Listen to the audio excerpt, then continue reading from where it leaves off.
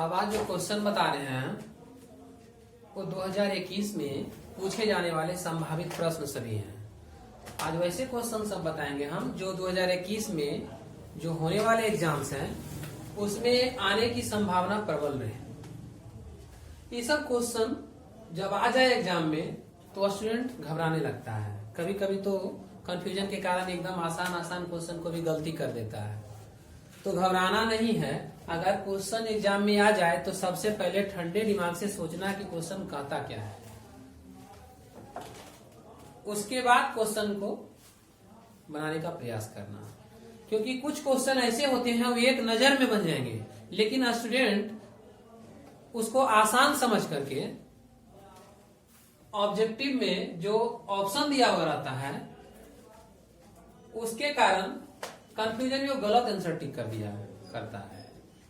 गलत क्या करता है, जैसे साइन एक्स है उसका डिफरेंशिएशन कॉस एक्स होता है, वो क्या करता है माइनस कॉस एक्स मत कर करके चलाता है। जबकि साइन एक्स का डिफरेंशिएशन कॉस एक्स होता है और माइनस कॉस एक्स उसका इंटीग्रेशन होता है। उससे पूछा डिफरेंशिएशन जाता है, जवाब इंटीग्रेशन का दे देता है। पूछा इंटीग्रेशन जाता है, जवाब डिफरेंशिएशन का दे देता है। तो यही सब छोटा छोटा गलती अक्सर करता है, जिसके कारण उसका एग्जाम में मार्क्स कम उठता है। जब घर आता है तो कहता है हम तो इतना क्वेश्चन बनाए थे, मेरा सही था, नंबर नहीं आया। तो नंबर आएगा कहाँ से? छोटा छोटा गलती माइनस प्लस के कारण वो अपना आंसर गलत टिक करके आ जाता है। मारने का ए मार के चलाता है बी, माइनस बी के पास रहता है, बी में मार देता है, जबकि आंसर हमारा ये सही है। बाद में देखता है तो कहता ये तो गलत हो गया माइनस के कारण। तो वैसा गलती नहीं करना है, सावधानी से बनाना है। तो ऐसा सावधानी होगा कब? जब बार बार ऑब्जेक्टिव क्वेश्चन को आप बनाते रहिएगा तो आपके पास ऐसा एक स्किल डेवलप हो जाएगा कि जैसे ही क्वेश्चन देखेंगे तो गलत पे नजर ही नहीं जाएगा, जो सही आंसर है डायरेक्ट नजर में आएगा। लेकिन ऐसा कब होगा? जब आप एक्सपीरियंस प्राप्त कर लीजिएगा, मतलब ऑब्जेक्टिव को बार बार बनाइएगा, बार बार देखिएगा, बार बार ऑब्जेक्टिव से तुम्हारा नाता रहेगा, तब ऐसा होगा। नहीं तो गलत हो ही जाना है। तो हम क्या करेंगे कि आज कुछ क्वेश्चन दिए हैं प्रैक्टिस करने के लिए, जिसमें 8 क्वेश्चन है, 8 को ध्यान से बनाना है। जैसे पहला क्वेश्चन है, जीरो का इंटीग्रेशन पूछा गया है। अब जीरो का इंटीग्रेशन पूछा गया है और जीरो का इंटीग्रेशन करना है, तो हम जानते हैं कि जीरो का इंटीग्रेशन करेंगे तो क्या करेंगे, जीरो का तो कुछ है नहीं। अब करें कैसे? डिफरेंशिएशन तो है नहीं कि जीरो है तो जीरो है तो क्या होगा। तो इसमें तुमको जीरो का इंटीग्रेशन जीरो भी मिलेगा, जीरो का इंटीग्रेशन 1 भी है, जीरो का इंटीग्रेशन -1 भी है और जीरो का इंटीग्रेशन k भी है। क्या करना है? तो अगर समझ में ना आए तो क्या करना है, रिवर्स गियर लेना है। क्योंकि हम लोग जानते हैं कि डिफरेंशिएशन का अपोजिट इंटीग्रेशन होता है। तो हम देखेंगे कि कौन ऐसा है जिसका डिफरेंशिएशन जीरो होता है। अगर ऐसा पता करना है तो सबसे पहले हम क्वेश्चन को देखेंगे जीरो। तो पहले सोचेंगे कि अच्छा जीरो दिया इंटीग्रेशन में, तो कौन ऐसा है जिसका डिफरेंशिएशन करने पे जीरो आ जाता है। जिसका जीरो आएगा इंटीग्रेशन उसी का होगा। तो जीरो इंटीग्रेशन हमेशा कांस्टेंट का आता है। कांस्टेंट मान ले जाए आपको मिल जाए y बराबर 5, तो इसका डिफरेंशिएशन करेंगे तो उसका डिफरेंशिएशन जीरो हो जाता है। मिल जाए 50 तो भी इसका डिफरेंशिएशन जीरो हो जाएगा। मिल जाएगा 500 तो भी इसका डिफरेंशिएशन क्या हो जाएगा, जीरो का। मतलब कोई भी कांस्टेंट टर्म मिल जाए तो उसका डिफरेंशिएशन हमेशा जीरो होता है। तो यहाँ हमें देखना है कि जीरो बनाना है अगर इंटीग्रेशन में, तो वापस किसके पास 5 है, किसके पास 50 है, किसके पास 500, इस टाइप का। तो अगर ऐसा कोई नहीं है तो ये 500 है क्या? जनरली वर्ड में ये कांस्टेंट इसको माना जाता है। तो जब ये कांस्टेंट है तो हम देखेंगे कि कोई ऐसा लेटर है जो कांस्टेंट के लिए बता रहा है। कांस्टेंट तो 1 भी है, कांस्टेंट -1 भी है, जीरो भी है, सब कांस्टेंट है। लेकिन उसके लिए एक जनरल वर्ड में के यूज किया गया है जिसमें सारे कांस्टेंट सिमट जाते हैं, 1 भी, -1 भी, जीरो भी। तो यहाँ 1 -1 जीरो को नहीं टिक करना है, क्योंकि ये जो के दिख रहा है इस सब कांस्टेंट को इंडिकेट करता है। के मतलब सारे कांस्टेंट, कोई भी कांस्टेंट हो सकता है, 10 हो, 50 हो, 100 हो, 500, कुछ भी हो, सब इसी के अंदर है। तो हम इन तीनों को टिक नहीं करेंगे। किसको टिक करेंगे? के को टिक करेंगे, क्योंकि के जब जीरो का इंटीग्रेशन होगा तो सब के लिए फॉलो कर लेगा। वो जीरो के लिए भी होगा, 1 के लिए भी होगा, -1 के लिए भी होगा। इसलिए आंसर हमारा कौन होगा? के होगा। जीरो को नहीं मारना, 1 को नहीं मारना, -1 को नहीं मारना है। तो पहला क्वेश्चन तो समझ में आ गया कि इसका इंटीग्रेशन कौन होगा? के होगा। अगर जीरो मिल जाए इंटीग्रेशन में तो जीरो का इंटीग्रेशन लिखना है किसका, के का। कभी कभी के नहीं मिलेगा, इसके जगह पर कोई दूसरा लेटर मिलेगा, सी मिल जाएगा, टी मिल जाएगा, इस टाइप का भी कोई लेटर मिल सकता है।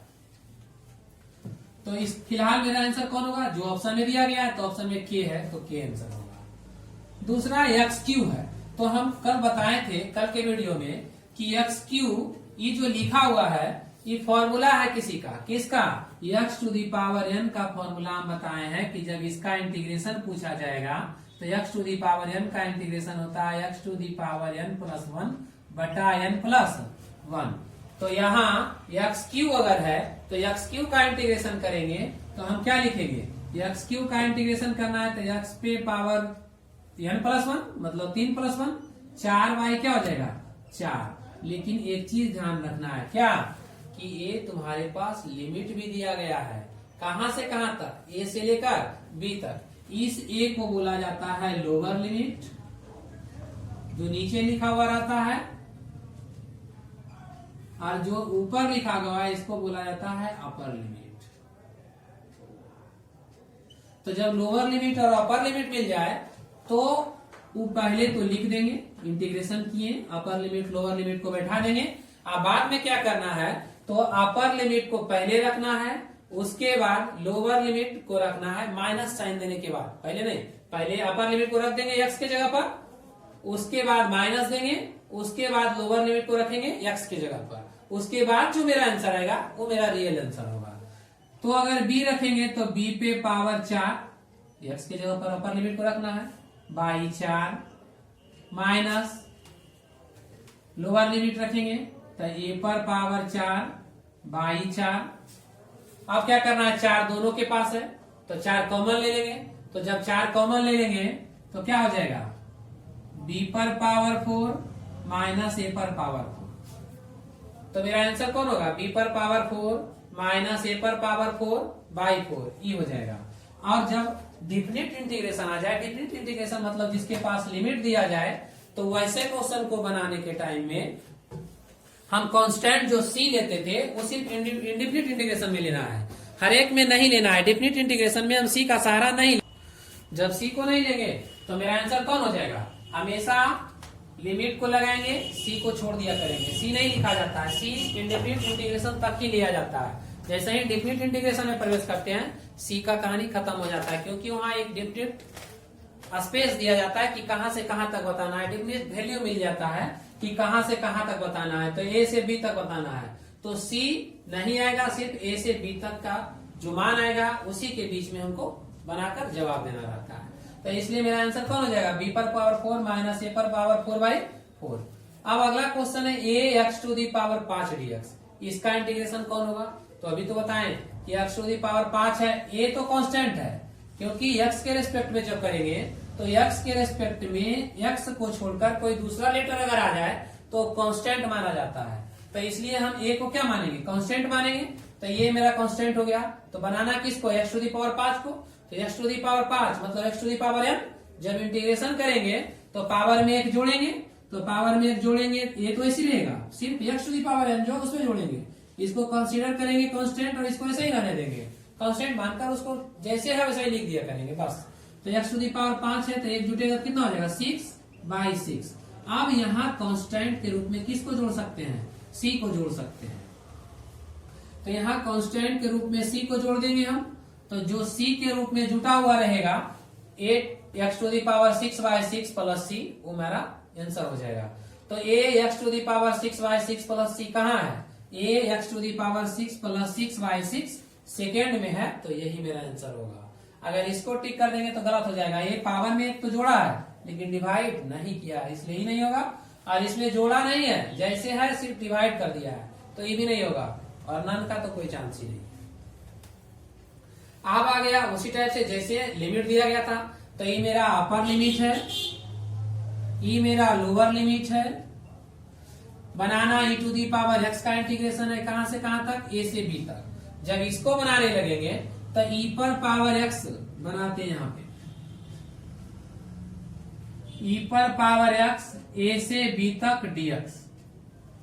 अगर इसका इंटीग्रेशन करना है तो सबसे पहले E to the power X है, तो तो इसका integration e to the power X ही होता है। उसके बाद सी तो देना नहीं है क्योंकि डेफिनेट इंटीग्रेशन है, ए से बी तक लिमिट दे देंगे।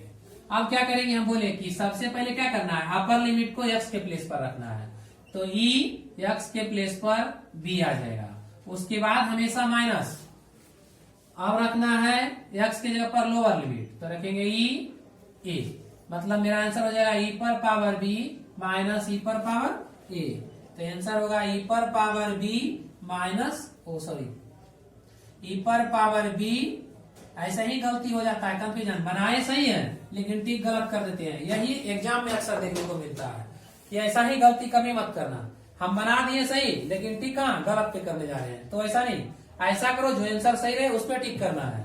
तो ई पर पावर बी माइनस ई पर पावर ए, मेरा आंसर कौन सही होगा, ए सही होगा। ये नहीं, क्योंकि इस पे क्या किया है, ई पर पावर बी और ई पर पावर ए अलग अलग है, तो ई मेरा आंसर है। इसमें क्या किया कि दोनों का पावर एक ही बार लिख दिया, ई पर पावर बी लिख दिया माइनस ए लिख दिया। तो कभी कभी स्टूडेंट सोचेगा अच्छा है दोनों के बदले एक ही लिख दिया, तो ऐसा नहीं, ऐसा माइनस में नहीं कर सकते हम। ई पर पावर बी माइनस ए को सिर्फ माइनस घटा दो, पावर ऐसा नहीं घटता। हाँ, मल्टीप्लाई में रहता तो हम पावर को ऐड कर सकते थे, डिवाइड में रहता तब पावर को सब्ट्रैक्ट कर सकते थे, माइनस में हम पावर को सब्ट्रैक्ट नहीं कर सकते हैं। इसलिए जैसे है वैसा ही आंसर होगा। कौन, ई पर पावर बी माइनस ई पर पावर ए। तो मेरा आंसर होगा कौन, फर्स्ट वाला, ई पर पावर बी ई पर पावर माइनस ए, पहला आंसर। अब ये क्वेश्चन डायरेक्ट यही एग्जाम में पूछता है, इसी टाइप से डायरेक्ट तुम्हारा फॉर्मूला ही एग्जाम में मिल जाएगा, 1/√x² प्लस ए स्क्वायर। तो इसका इंटीग्रेशन हम बताए हैं कि 1/x² प्लस ए स्क्वायर का integration 1/a tan inverse x/a होता है, और लास्ट में c को ऐड कर देना है, c नहीं छूटना चाहिए। तो 1/a tan इनवर्स x/a और प्लस c, हमारा आंसर कौन हो जाएगा, c वाला हो जाएगा। इसके बाद है साइन एक्स। तो देखो यही गलती होता है, स्टूडेंट सोचता है साइन एक्स का डिफरेंशिएशन cos x होता है या साइन एक्स का इंटीग्रेशन cos x होता है, दोनों कंफ्यूजन का चीज है। अगर साइन एक्स का डिफरेंशिएशन होता है तो cos x होता है, लेकिन यही साइन एक्स का इंटीग्रेशन हो तो माइनस cos x होता है। स्टूडेंट क्या करेगा, cos x भी मिलेगा माइनस cos x भी मिलेगा, वो कंफ्यूजन में आ जाएगा, cos x सही है माइनस cos x सही है, अंत में क्या करता है cos x मार के चलाता है। तो ऐसा नहीं करना है, साइन एक्स का इंटीग्रेशन याद रखना है कि हमेशा कौन होता है, माइनस cos x। इंटीग्रेशन वही माइनस में होता है जिसके पास c होता है, वही सारा फॉर्मूला माइनस में है, जो c से स्टार्ट होता है हमेशा माइनस लेता है। तो साइन एक्स है तो इसका इंटीग्रेशन माइनस cos x, जैसे cot x है तो उसका integration differentiation minus cos x square, तो cos x स्क्वायर का इंटीग्रेशन जब मिलेगा तो माइनस cot x। इस टाइप से मतलब जो c से स्टार्ट हो रहा है इंटीग्रेशन में फॉर्मूला में, वहां आंसर हमेशा माइनस में होता है। तो साइन एक्स का क्या हो जाएगा, minus cos x plus c add कर देना है, प्लस c छूटना नहीं चाहिए। अब है sec x into ten x. तो sec x into ten x हम बताएं कि sec x into ten x का इंटीग्रेशन हमेशा कौन होता है, sec x होता है। तो sec x और कांस्टेंट के लिए c को ऐड कर दिया जाता है, तो sec x प्लस क्या हो जाएगा, c हो जाएगा।